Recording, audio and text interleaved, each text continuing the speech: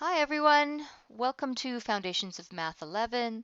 We are looking at proportional thinking, and specifically this section rather, is on working with linear scale factors and area scale factors.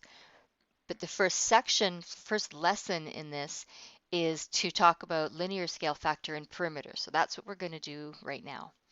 I'm going to remind you of our basic equation that we have, our formula that we have for this unit, which is scale equals image over actual.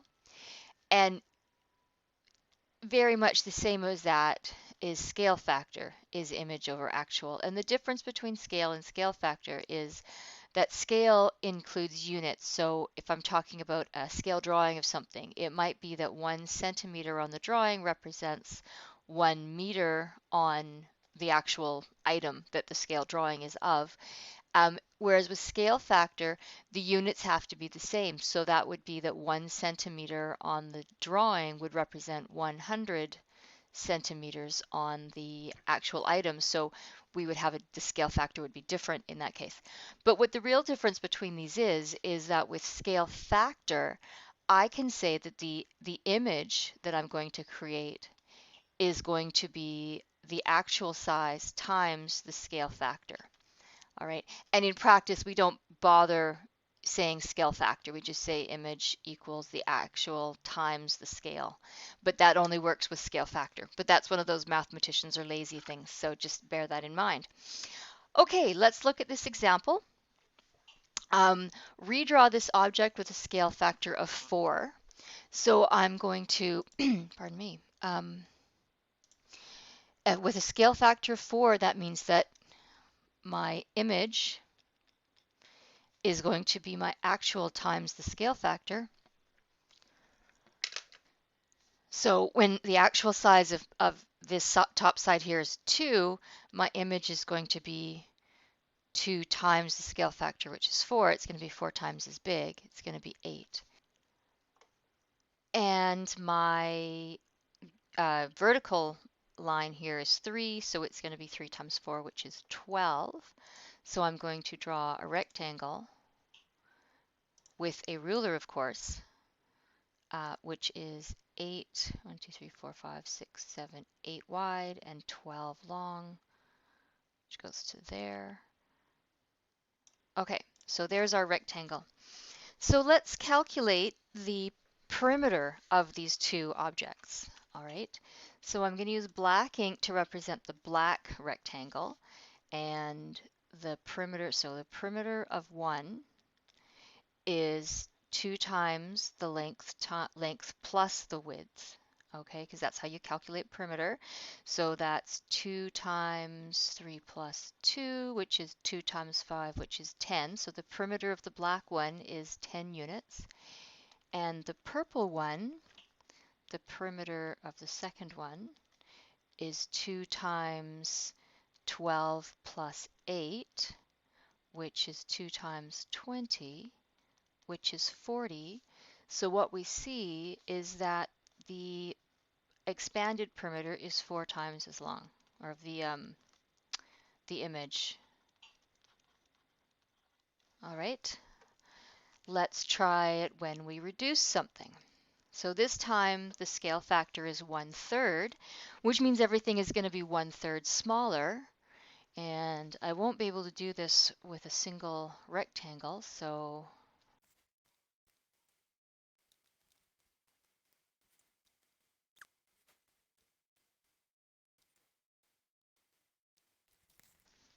okay, that is apparently the best I can do with the technology I have.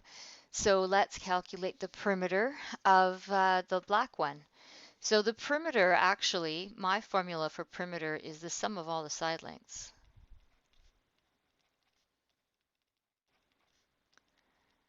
Because that's what the perimeter is. It's the distance around something, right?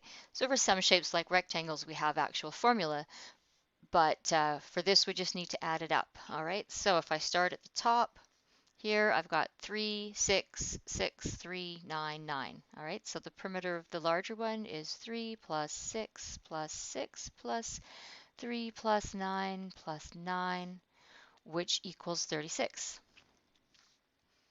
And then the perimeter of the smaller one, perimeter 2, is 1 plus 2 plus 2 plus 1 plus 3 plus 3, which equals 12. And so what do we notice about the new number relative to the original number is that 12 is 1/3 of 36. So the new perimeter is 1/3 as long as the perimeter of the original shape. So what have we learned? Well, what we've learned is that the perimeter scale factor is the same as the linear scale factor. So I'm just going to write that down.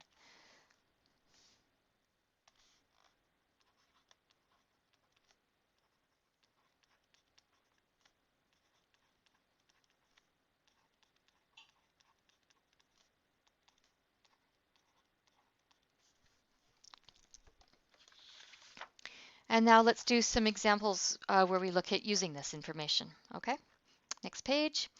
An 8 by 10 photograph was changed by a linear scale factor of 1.5.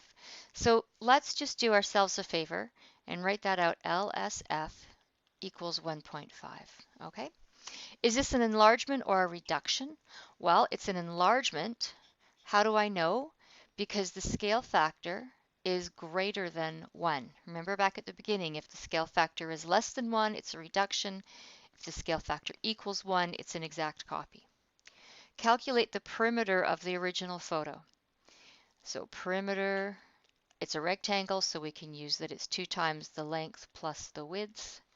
So that equals 2 times 10 plus 8, which makes it 2 times 18, which is 36. And this time we have units, so we will include that in our answer, 36 inches.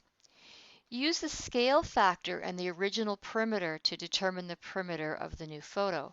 Oh, so let's write our formulas here. We have scale factor equals image over actual. So image equals actual times the scale factor. So we're going to use that. So the perimeter, we'll call that the image. Actually, we could also call that the perimeter new. Okay. Whatever notation you use is fine. Just make sure it makes sense. So it equals the actual times the scale factor. So that's a times. So it's 36 times 1.5, which is 54 inches. And then let's do this the long way by calculating the dimensions of the new photo. So the new photo, the length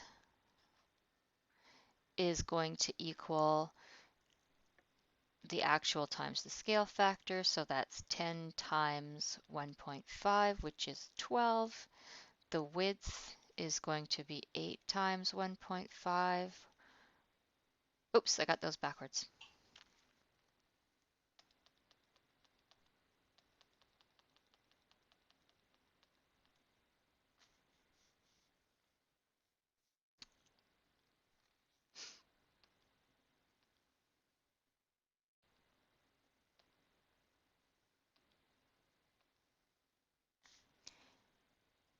15. The width is 8 times 1.5, which is 12. So the dimensions of the new photo are 12 by 15 inches. Okay. Now, just in case you're wondering, length and width in a rectangle don't have any specific, doesn't really matter which one's which. Typically, the longer one if it's something that's sitting on the wall, or length and width might be meaningful from context, we'll use those dimensions for context. But if we're just talking about a shape, length is typically the longer one and width is the smaller one, but it doesn't matter because they're interchangeable in every calculation using rectangles. All right. Okay, use the dimensions of the new photo to calculate its perimeter. So the perimeter of the new shape, the new photo, is 2 times the length plus the width. Oops.